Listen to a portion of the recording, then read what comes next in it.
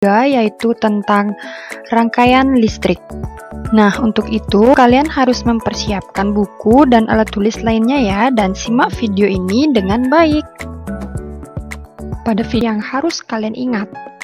Nah, adapun besarannya yang pertama yaitu tentang tegangan listrik. Nah, tegangan listrik ini biasa disebut dengan volt atau lambangnya V besar. Kemudian besaran yang kedua itu ada arus listrik yang sering disebut dengan ampere dengan lambangnya huruf A besar. Kemudian besaran yang ketiga itu ada hambatan sering disebut dengan ohm dan simbolnya itu yaitu tapal kuda. Kemudian besaran yang keempat itu ada daya listrik yang disebut dengan watt dengan simbol huruf W besar, dan besaran yang terakhir yaitu ada energi listrik dengan satuan joule dan simbolnya yaitu huruf J besar. Oke, itu adalah besaran-besaran yang harus kalian ingat ya.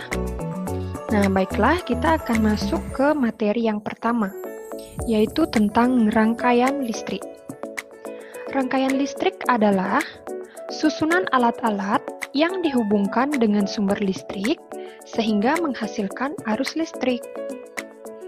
Nah, alat-alat yang memanfaatkan energi listrik tersebut dinamakan dengan alat elektronik. Contohnya, alat elektronik itu ada lampu, radio, televisi, setrika, dan komputer.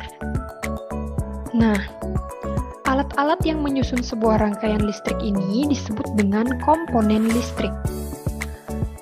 Nah, komponen-komponen listrik ini terdiri dari apa saja? Nah, ini merupakan contoh dari rangkaian listrik, di mana rangkaian listrik ini dapat berfungsi jika listrik dapat mengalir dalam rangkaian tersebut. Nah, adapun komponen listrik dalam rangkaian ini, yang pertama itu terdiri dari baterai. Nah, yang ditujukan oleh anak panah itu disebut dengan baterai. Baterai merupakan sumber listrik dalam rangkaian listrik sederhana. Kemudian komponen yang kedua itu dinamakan saklar. Nah, saklar yaitu alat yang digunakan untuk menyambungkan dan memutuskan arus listrik pada sebuah rangkaian listrik. Kemudian komponen yang ketiga yaitu kabel. Jadi ini merupakan kabel dari rangkaian listrik. Kabel yaitu alat yang digunakan untuk menyalurkan arus listrik dari sumber listrik ke alat elektronik. Kemudian komponen yang terakhir yaitu ada lampu. Lampu yaitu benda elektronik yang menerima arus listrik dari sumber listrik. Nah, itulah komponen penyusun dari rangkaian listrik. Materi berikutnya yaitu tentang jenis rangkaian listrik. Berdasarkan mengalir atau tidaknya, arus listrik ini dibedakan menjadi dua jenis. Yang pertama itu ada rangkaian listrik terbuka. Nah, rangkaian listrik ini tandanya adalah tidak ada arus listrik dan lampunya mati. Nah, kalian perhatikan ini lampu pada rangkaian listrik terbuka ini lampunya padam atau mati. Dan saklarnya itu terbuka sehingga tidak ada arus listrik yang mengalir. Kemudian jenis yang kedua itu ada rangkaian listrik tertutup. Kalian bisa perhatikan perbedaannya pada gambar, di mana rangkaian listrik tertutup ini ada arusnya dan lampunya bisa menyala. Nah, ini adalah rangkaian listrik tertutup di mana lampunya menyala karena terdapat arus listrik dan saklarnya itu tertutup. Lampu dapat menyala apabila terdapat arus listrik pada rangkaiannya. Seperti itu ya. Nah, kemudian untuk materi selanjutnya yaitu tentang jenis rangkaian listrik berdasarkan susunannya. Nah, jenis rangkaian listrik berdasarkan susunannya itu dibedakan menjadi 3.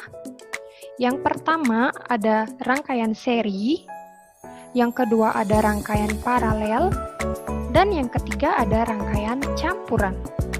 Nah, marilah kita bahas satu persatu mulai dari rangkaian seri. Nah, berikut ini merupakan rangkaian listrik dari rangkaian seri, di mana terdapat 2 buah baterai, ada 3 buah lampu, ada kabel, dan juga ada saklar. Nah, adapun ciri-ciri dari rangkaian seri itu yang pertama, disusun secara berderet. Jadi lampunya itu disusun secara berderet seperti ini ya. Bisa lampunya yang disusun berderet ataupun baterainya yang disusun berderet. Kemudian ciri yang kedua yaitu kabel tidak bercabang. Nah, jadi kalian bisa perhatikan, ini kabelnya tidak bercabang. Kemudian ciri yang ketiga itu arus listrik yang mengalir pada tiap komponen itu sama. Kemudian yang keempat, hambatannya lebih besar. Kemudian ciri berikutnya mengurangi biaya pemakaian kabel. Dan yang terakhir, energi yang diserap komponen makin kecil. Nah, kalian bisa perhatikan pada gambar, di sana ada 3 buah lampu, yaitu lampu A, lampu B, dan lampu C. Nah, pada rangkaian seri, jika salah satu lampu putus atau dipadamkan, maka lampu yang lain tidak dapat menyala. Nah, sebagai contoh, apabila lampu A dipadamkan, maka yang terjadi adalah lampu B dan lampu C itu tidak menyala atau juga ikut padam. Kenapa bisa demikian? Karena rangkaian pada listrik seri ini disusun secara berderet dan kabelnya hanya satu dan tidak bercabang. Maka jika satu lampu padam, maka lampu yang lain juga ikut padam. Nah, itulah rangkaian listrik seri. Nah, contoh dari rangkaian listrik seri dalam kehidupan sehari-hari yaitu yang pertama pada lampu hias. Nah, ini disusun secara seri, yaitu berderet. Kalian bisa perhatikan lampunya ini disusun secara berderet. Nah, selain lampu hias, itu contohnya ada senter. Nah, selain senter, itu ada contohnya lampu hias pada pohon Natal. Jadi, lampunya itu disusun secara berderet dan kabelnya tidak bercabang. Nah, itulah rangkaian listrik seri. Kemudian yang kedua, itu ada rangkaian listrik paralel. Berikut ini merupakan gambar dari rangkaian listrik paralel. Nah, adapun ciri-cirinya, yang pertama yaitu disusun secara bertingkat atau bersusun. Kalian bisa perhatikan pada gambar, artinya bertingkat itu seperti ini ya. Bertingkat atau bersusun. Kemudian ciri yang kedua, arus yang mengalir berbeda-beda. Jadi karena kabelnya itu bercabang-cabang ya. Jadi kalian bisa perhatikan berbeda dengan rangkaian seri tadi ya. Jika seri itu kabelnya tidak bercabang, sedangkan paralel itu kabelnya bercabang-cabang. Kemudian ciri yang ketiga itu hambatannya kecil. Dan yang keempat, kabel yang dibutuhkan lebih banyak karena rangkaiannya kabelnya bercabang-cabang. Nah, ini merupakan lampu D, ini merupakan lampu E, dan ini merupakan lampu F. Pada rangkaian paralel, putusnya salah satu lampu tidak menyebabkan lampu yang lain menjadi padam. Contohnya, apabila lampu E dipadamkan, maka yang terjadi adalah lampu D dan lampu F itu tetap menyala. Karena kabelnya itu berbeda ya. Nah, adapun contoh rangkaian listrik paralel dalam kehidupan sehari-hari, yaitu contohnya ada lampu lalu lintas. Nah, kalian bisa perhatikan lampu lalu lintas itu menyalanya bergiliran ya. Apabila lampu merah menyala, maka lampu kuning dan lampu hijau itu padam. Begitu pula sebaliknya. Selain lampu lalu lintas, contohnya yang lain itu ada lampu pada rumah kalian. Nah, contohnya ketika lampu di dapur kalian off-kan, maka dia akan padam, sedangkan lampu di ruang tamu kalian apabila kalian on-kan, maka dia tetap menyala. Jadi, itu merupakan contoh dari rangkaian listrik paralel. Nah, berikutnya kita masuk ke rangkaian campuran. Berikut ini merupakan gambar dari rangkaian listrik campuran.